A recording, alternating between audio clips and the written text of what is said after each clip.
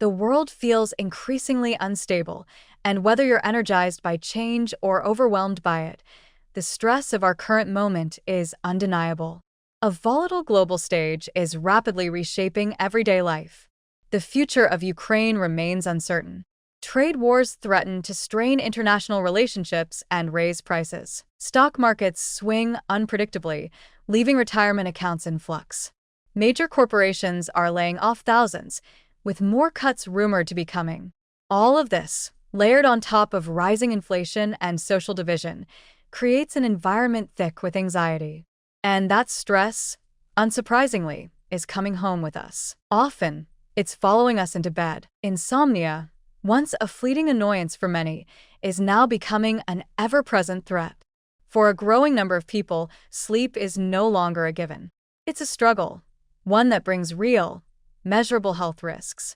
Sleep experts warn that ongoing sleep disruption is not something to be brushed off. Chronic insomnia can quietly raise your risk of heart attack, stroke, and long-term cognitive decline.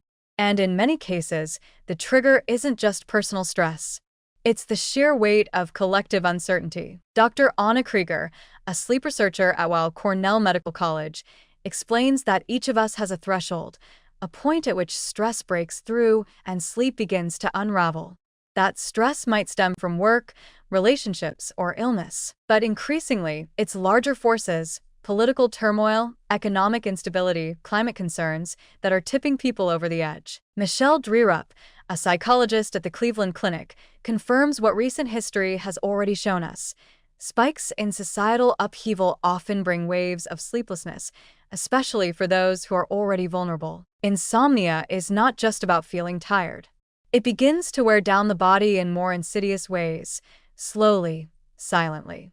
Poor sleep disrupts metabolism, immune function, emotional regulation, and even our ability to make sound decisions. And for older adults who may already be managing chronic pain, health conditions, or the side effects of multiple medications, the impact of sleep loss can be amplified.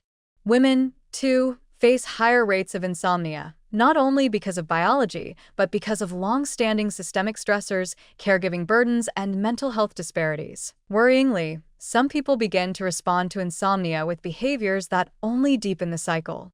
After nights of tossing and turning, it's tempting to reach for alcohol or scroll through news updates under the glow of a phone screen. Others get up to eat or even exercise, thinking it might help shake off restlessness. But these actions can backfire, flooding the body with adrenaline, light exposure, or indigestion that makes sleep even harder to reclaim. Over time, the bed itself becomes a place of dread, a trigger for racing thoughts, not rest. The more sleep eludes us, the more desperate we become to control it. But that very desperation is part of the problem. As Dr. Elizabeth Clerman of Harvard Medical School puts it, insomnia feeds on anxiety, and anxiety feeds on insomnia. The middle of the night becomes a breeding ground for catastrophic thinking. And while some of this spiral is understandable, it also creates long-term damage if left unchecked. There are solutions, but they take discipline and, in some cases, professional intervention. One of the simplest yet hardest shifts is to disconnect from the chaos earlier. Setting a news curfew, at least an hour before bed, helps the brain downshift from high alert mode. Avoiding caffeine after mid-afternoon, skipping alcohol as a coping tool, and resisting the urge to binge information or social media before sleep are also essential changes. But these alone may not be enough. For those stuck in chronic patterns, the gold standard treatment is cognitive behavioral therapy for insomnia, or CBTI. It's not a quick fix, but it works.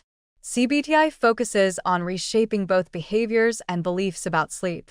It retrains the brain to associate the bed with calm and rest, rather than tension and failure. By keeping detailed sleep logs and building personalized schedules, people can slowly recondition their internal clocks. Still, access to this kind of care can be limited, and it requires real effort, not just from patients, but from a healthcare system already stretched thin. The bigger issue here is the climate we're all living in. Sleep is not just about shutting your eyes at night. It's a measure of how safe, stable, and supported people feel in their lives. And right now, millions are feeling none of those things. We are overstimulated by headlines, underprotected from economic precarity, and inundated with alerts about wars, disasters, and looming threats. It's no surprise that bodies and minds are beginning to crack under the weight. If anything, the growing insomnia crisis is a warning signal. A population that cannot sleep is a population in distress. And while individual solutions are important, this is also a collective problem. If we continue to normalize exhaustion and ignore the social stressors at the root of this, we may find ourselves with bigger consequences down the line: higher healthcare costs, greater mental health burdens, and a workforce too fatigued to function. In the end, sleep isn't just a personal wellness goal. It's a societal barometer. And right now, the reading is troubling.